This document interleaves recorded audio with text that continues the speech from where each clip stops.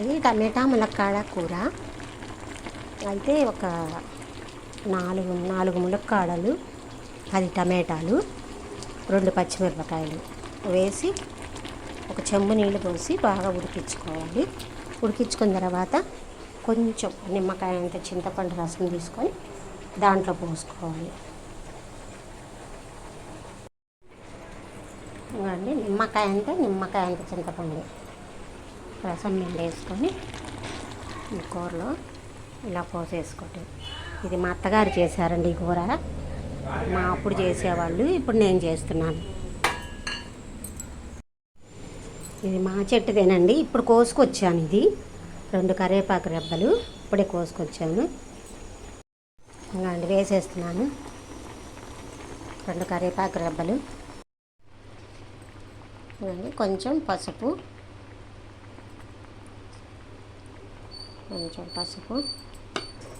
తగినంత ఉప్పు. ఇట్లా కూడా ట్రై చేసుకొని చూడండి.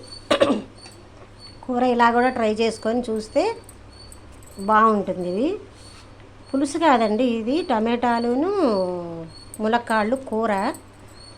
ఇది 4 ములక్కాళ్ళు, ఒక 10 టమాటాలు, 2 పచ్చిమిరపకాయలు, కొంచెం చింతపండు.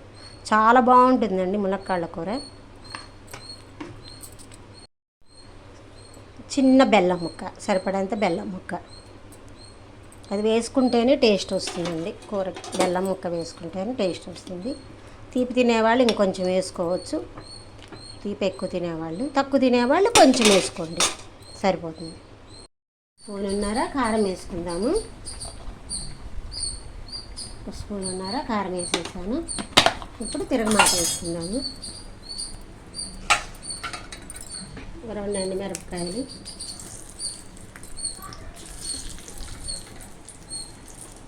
కొంచెం మినప్పప్పు,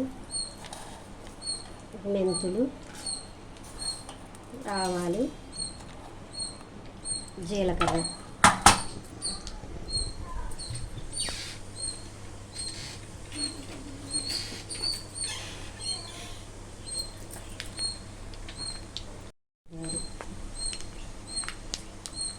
వేగిపోయిందండి. కొద్దిగా ఇంగు వేసుకొని దీంట్లో కూరలో వేసేస్తాం.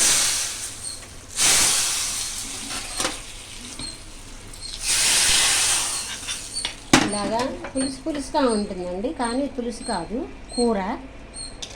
ములక్కాళ్ళు టమాటా కూర అన్నమాట. చాలా బాగుంటుందండి, ట్రై చేయండి. నచ్చితే లైక్ చేయండి, షేర్ చేయండి, సబ్స్క్రైబ్ చేయండి. టమాటా కూర రెడీ అయిపోయింది.